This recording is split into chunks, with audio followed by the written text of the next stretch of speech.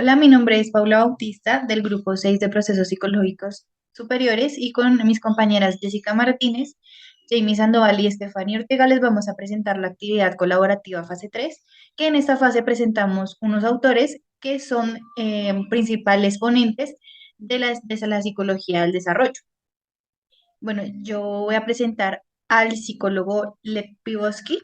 Lev Vygotsky fue un psicólogo soviético con orientación sociocultural, que pues fue uno de los exponentes de la psicología del desarrollo. Nació el 17 de noviembre de 1896 y falleció el 11 de junio de 1934 a la edad de 37 años, porque sufrió la enfermedad de tuberculosis, pero pues nos dejó un gran legado acerca de la teoría.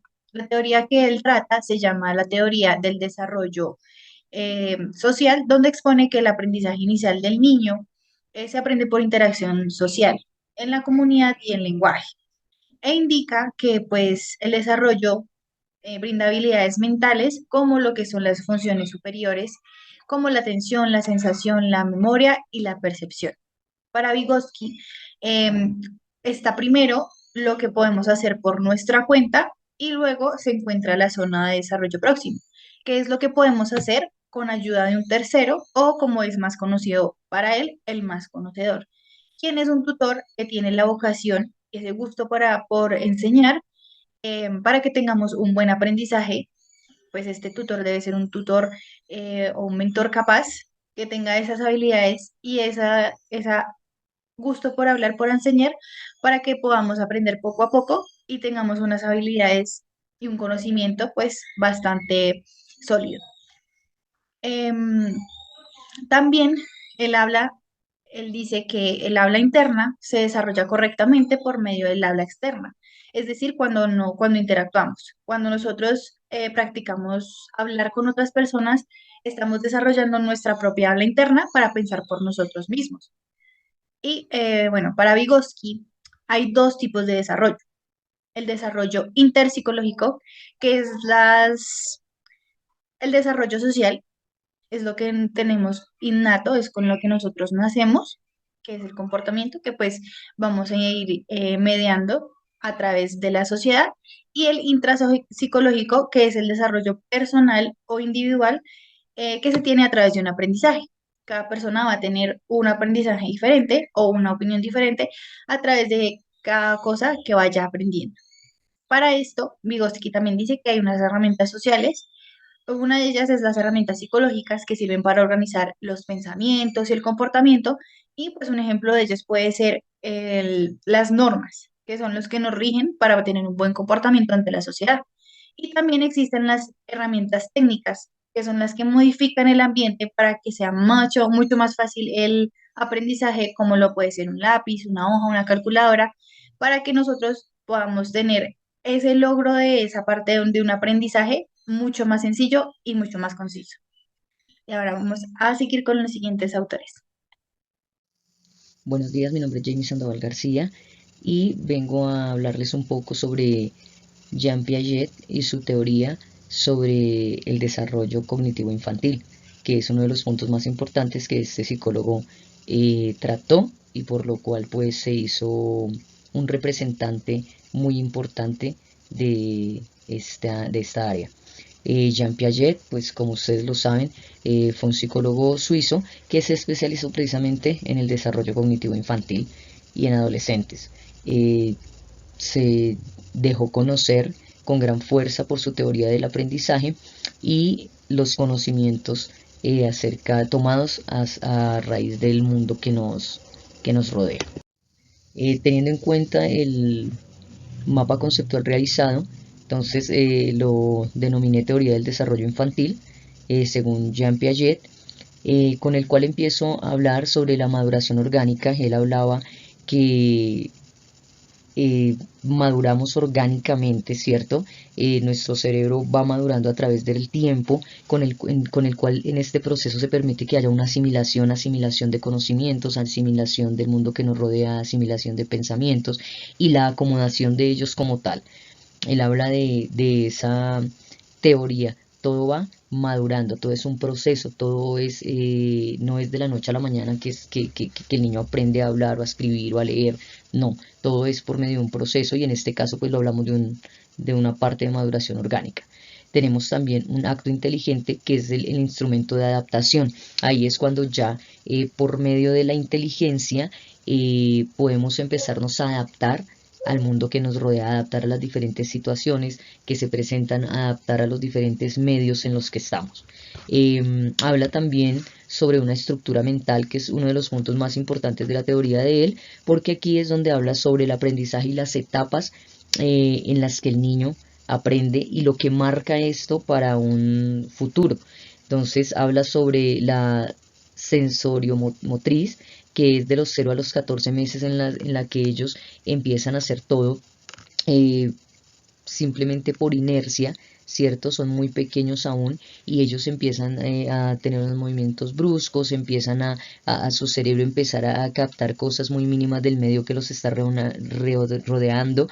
Hay un acercamiento hacia la curiosidad, ¿cierto? Porque aún son pequeñitos y ahí empieza a estructurarse mentalmente el niño gracias al medio en el que se esté desarrollando. De los 2 a los 6 años viene una preaprobacionales, que es cuando el niño empieza ya a tener un poco más de relación por medio del tacto, ¿cierto? Con las cosas que lo están rodeando, con lo que puede tocar, con lo que puede ver, con lo que puede escuchar. Y es cuando él empieza a asimilar de cierta manera gustos y preferencias. Entonces empieza a enfocarse hacia las cosas que más le gustan. Su mente ya tiene como empieza a estructurar esa capacidad de elección, por decirlo así.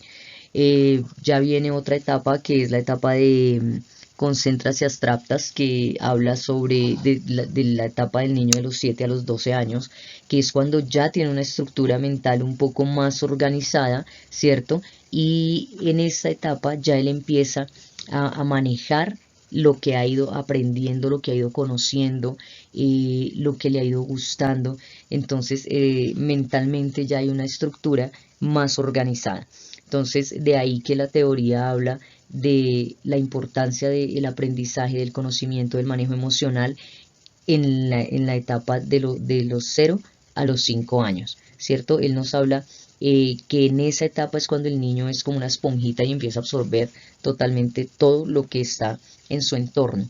Entonces ya cuando pasamos de los 7 a los 12 años, ya mentalmente hay una estructura establecida, que es donde ya hay una parte de concentración, ya la asimilación es total, ya la toma de decisiones se hace parte importante a nivel cerebral. Están los estados superiores, que pues obviamente está la herencia genética, la meditación sociocultural, la interacción con el medio físico y tenemos importantísimo la producción en equipo. Entonces vemos que todo hace parte de la misma persona, ¿cierto? Piaget se enfoca en que todo esto se haga importante desde el niño para que pueda haber una persona, un adulto sano en todas sus áreas. Entonces, pues eso era todo.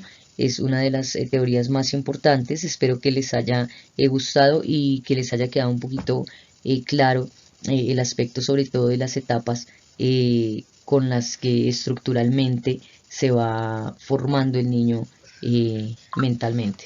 Muchas gracias, eso es todo y que tengan feliz día.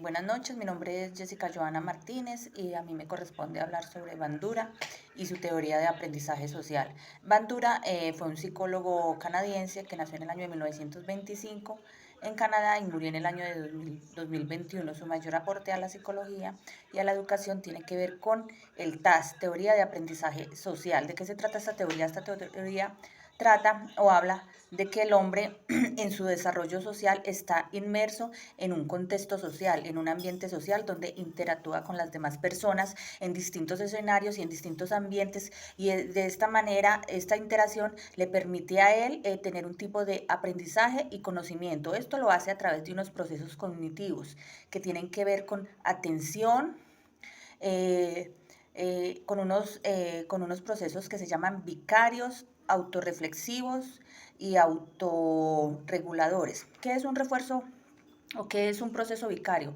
Es cuando la persona, a través de la observación de otra persona que realiza un tipo de trabajo, de oficio, de deporte, de esta manera la persona observando y imitando obtiene un aprendizaje.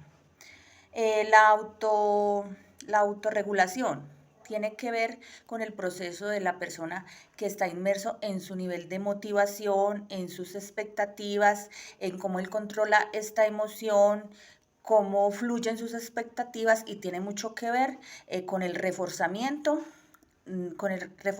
social y conductual para él poder tener un tipo de aprendizaje. Autorreflexivo tiene que ver con el nivel de expectativas que la persona tiene, de lo que quiere llegar a ser y lo que quiere llegar a lograr. También este tipo de aprendizaje social, se basa mucho en lo imitable, de cómo una persona ve a otra haciendo una labor o un trabajo, y de esta manera la persona hace una repetición imitando lo que la otra persona hace para tener pues un conocimiento y un aprendizaje. Esto se llama el modelo adulto, o sea, la importancia del adulto en el aprendizaje de los más pequeños. De ahí parte que el niño aprende mucho en un contexto social a través de lo que ve de los padres, de los hermanitos y de las personas adultas. Esto tiene que ver en su entorno. Por ejemplo, si el niño se cría o está en un ambiente, en un hogar, digamos, conflictivo, de agresión, entonces el niño crece siendo una persona agresiva y brusca. ¿Por qué? Porque esto se lo transmitió sus padres o sus hermanos. Por el contrario, si él ve un tipo de comportamiento en un hermano mayor, por ejemplo, lo premiaron por haber sacado una nota en un examen o haber ocupado el primer puesto en el colegio, el niño, a través de este refuerzo que él ve en su hermano y en una persona adulta, él va a querer hacer lo mismo. Entonces, este tipo de aprendizaje es en el que se basa Albert Bandura. Se basa en un modelo observable. A través de lo que usted observa, eso es lo que usted aprende y eso es lo que el niño aprende. Influyen muchos los factores ambientales donde está inmerso el niño y la persona. Un ejemplo muy claro es cuando una persona se va a dedicar a la profesión, o un niño se va a dedicar a la profesión del fútbol, pues él solo no aprende. Ahí tiene que haber un entrenador que le enseñe, que le explique, que le muestre, que él observa, que él vea, que él aprenda la técnica para poder así hacer lo mismo y llegar a ser un gran futbolista. Hoy les hablaré sobre el cuadro conceptual, el cual le corresponde al psicólogo Brunner. El nombre de la teoría de él se conoce como la teoría del aprendizaje por descubrimiento y fue propuesta por el psicólogo Jerónimo Brunner. Esta teoría se basa en la idea de que los individuos aprenden mejor cuando o cómo construyen su propio conocimiento, en lugar de recibirlo de manera pasiva. La teoría de Brunner se centra en tres conceptos clave. La estructura. Brunner sostiene que el conocimiento debe organizarse en estructuras lógicas y significativas para que sea más fácil de entender y recordar. Estas estructuras pueden ser representadas a través de categorías, esquemas o modelos mentales. La otra es el proceso de descubrimiento. Según Brunner, el aprendizaje debe ser un proceso activo en el que los estudiantes participen activamente en la búsqueda y construcción del conocimiento. Esto implica la resolución de problemas y la exploración y la experimentación. La tercera es la motivación. Brunner enfatiza que la importancia de la motivación en el aprendizaje. Considera que los estudiantes deben estar motivados intrínsecamente, es decir, tener un interés personal y una curiosidad por aprender. Además, destaca la importancia de presentar el contenido de manera atractiva y relevante para mantener la motivación. El principal representante fue Jerónimo Brunner. Él es el representante de la teoría del aprendizaje por descubrimiento, es un psicólogo y pedagogo estadounidense nacido el 1 de octubre de 1915 en Nueva York. Brunner se interesó desde temprana edad por la psicología y la educación, obteniendo su doctorado en la psicología de la Universidad de Harvard en 1941. Durante su carrera, trabajó en diversas instituciones académicas como profesor y director de programas educativos en la década de 1960. Brunner desarrolló su teoría del aprendizaje por descubrimiento, la cual se basa en la idea de los estudiantes de aprender mejor cuando son activos participantes en el proceso de adquisición de conocimiento. Según la teoría, El aprendizaje debe ser un proceso interactivo y significativo, donde los estudiantes pueden explorar y descubrir conceptos por sí mismos. Brunner también enfatizó la importancia de la estructura del conocimiento y propuso el concepto de andamiaje, que consiste en proporcionar apoyo y guía a los estudiantes para que puedan avanzar gradualmente hacia niveles más complejos de comprensión. Además, sus contribuciones hacia niveles más complejos de la teoría del aprendizaje. Él también realizó investigaciones sobre el desarrollo cognitivo infantil y fue uno de los principales impulsores del enfoque constructivista de la educación. Tenemos el constructivismo. Brunner sostiene que el aprendizaje es un proceso activo en que los estudiantes construyen su propio conocimiento a través de la interacción con su entorno, con otros individuos. El conocimiento no se transmite simplemente de maestro a alumno, sino que se construye a través de la experiencia y la reflexión. El aprendizaje por descubrimiento. Brunner defiende que los estudiantes deben ser animados a descubrir conceptos y principios por sí mismos. En lugar de recibir información de forma pasiva, el aprendizaje por descubrimiento implica la resolución de problemas y la experimentación y el pensamiento crítico. También tenemos la estructura del conocimiento.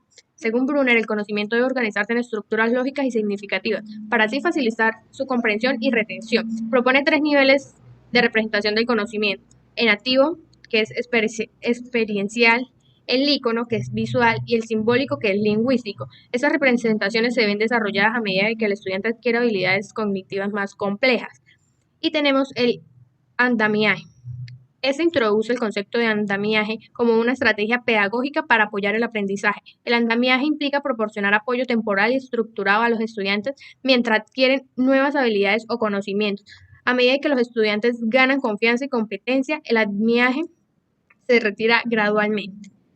Y tenemos por último la narrativa. Esta se destaca ya que es importante que la narrativa en el aprendizaje argumente que las historias y los relatos son una forma efectiva de organizar y transmitir información, ya que ayudan a los estudiantes a dar sentido a los conceptos y a conectarlos con su propia experiencia.